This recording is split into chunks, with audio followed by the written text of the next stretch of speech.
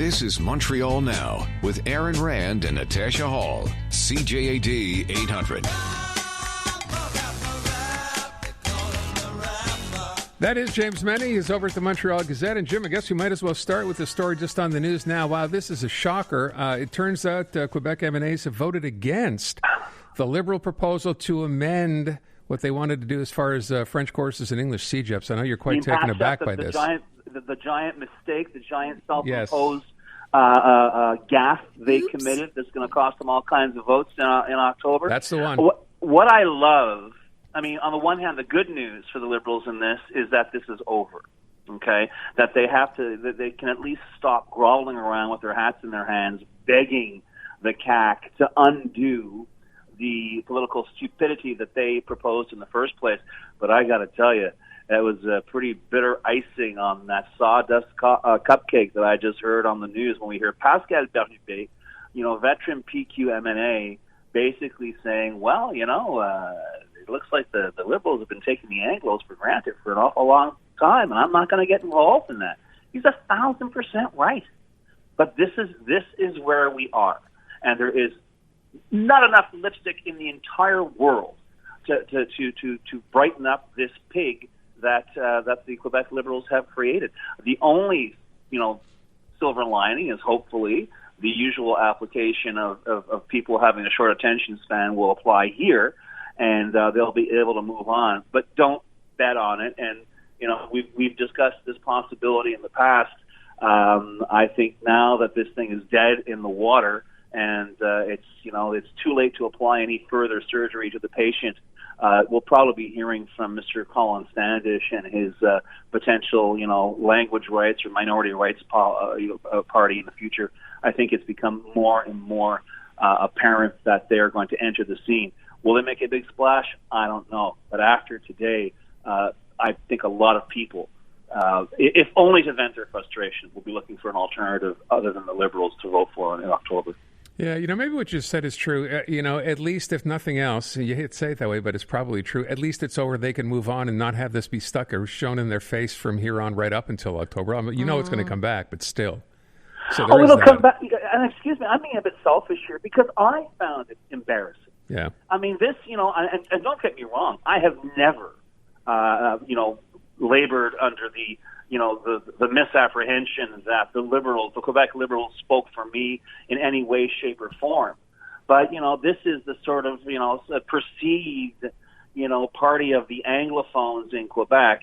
And to have actually, poetic justice to see this really kind of, I don't know what the hell was in their minds when they came up with this, other than trying to be more, as we say in these parts, more Catholic than the Pope when it came to, promoting the French language, that they would do so at the expense of Anglophone CEGEP students.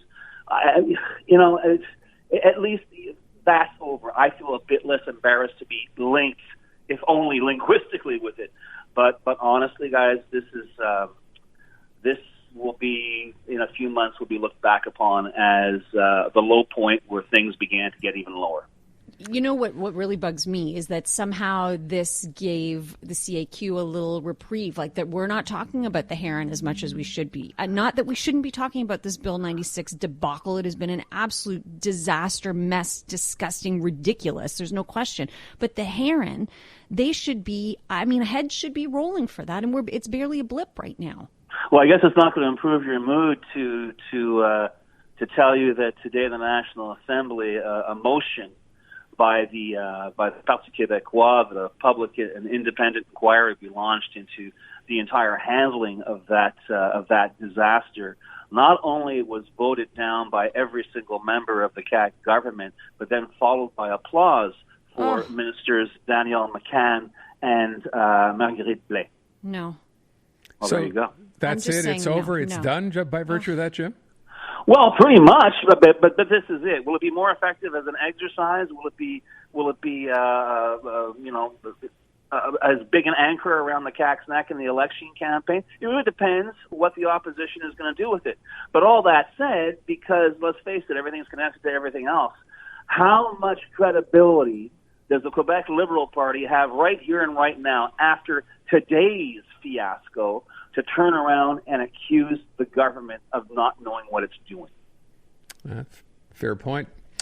Okay, listen, you have a headline that says, will François Legault have his Lucien Bouchard moment? I'm guessing this was referring to that health story we talked about yesterday where Bill 96, 500 doctors signing up saying, this is going to create absolute chaos on floors and unfair to boot. So what'd you hear on this today? Anything coming out of Quebec City? They're still trying to play this down. No, they're still trying to play it down, and there's an interesting twist that I saw yesterday. But when I was talking to you guys yesterday, it's one of those situations where I got so worked up about this that, if you've ever been in a situation where when you finish talking, you go, oh, my God, I should have said that. And it occurred to me after I hung up with you guys, I was reminded of how, true blue sovereignist language zealot Lucien Bouchard. Remember back in 96, it was a few months after the referendum, and he had this meeting at the Centaur Theater with about 400, what was described as 400 handpicked members of the Anglophone community, which at the time, I was laughing at it. I sort of compared it to like the PQ sending delegates up in the hills and getting the local chieftains to come down and listen to what they had to say. Mm-hmm. But what I found intriguing, and that was the line that everyone kept from that, was that if you're in Quebec and you want a blood test, you shouldn't have to take a language test.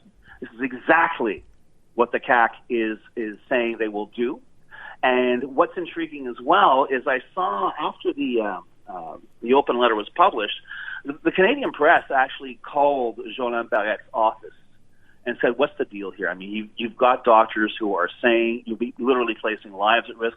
And the reply that they got, and it's kind of important that we listen to the words here. It said, the Quebec Health Act will remain intact. And this is where things get interesting. All citizens will have health care. All Quebecers will have the right to be treated in the healthcare network.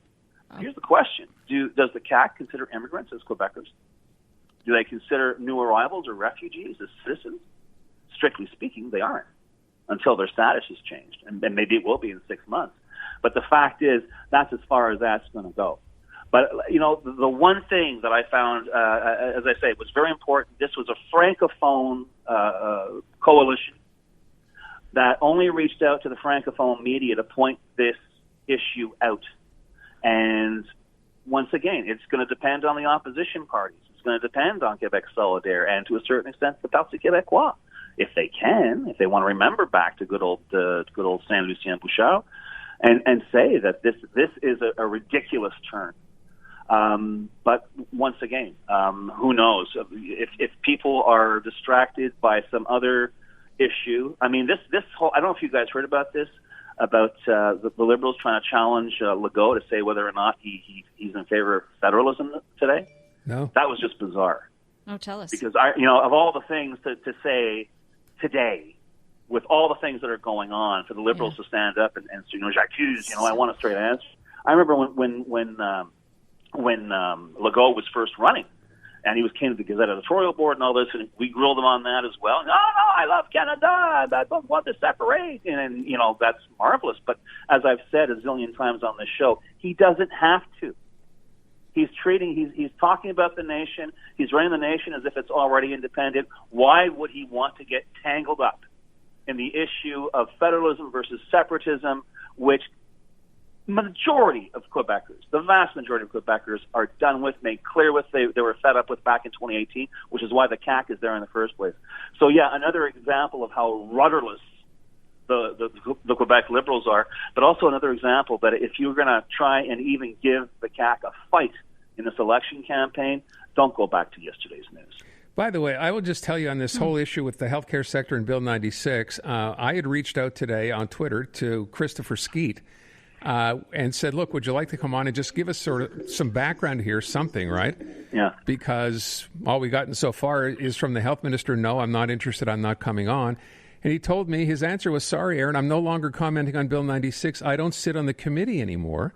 Ooh. So I wrote back and said, so there's no other Anglo liaison on this? And he said, like I said, I don't sit on this commission anymore. I suggest you speak to the health minister, to which I said, we tried. He won't come on. And then at the end when I said, okay, so as far as you're concerned, you have nothing to say. And he said, no comment from me. And I will tell you that that's very unlike Christopher Skeet up until now. Way to represent. So buddy. it sure Way sounds to like the represent. CAQ has muzzled any kind of reaction from any member here, as far as I'm concerned. That's from What what I find see. interesting as well is that all of a sudden Bill 96, which is a reform of Bill 101, Quebec's French language charter, apparently now is a health issue. There you go. That's what I got. Not on that committee over Bill 96. That's all I can tell you based on what he said. Good on you to get the scoop, Bo. Yeah, well, there you go.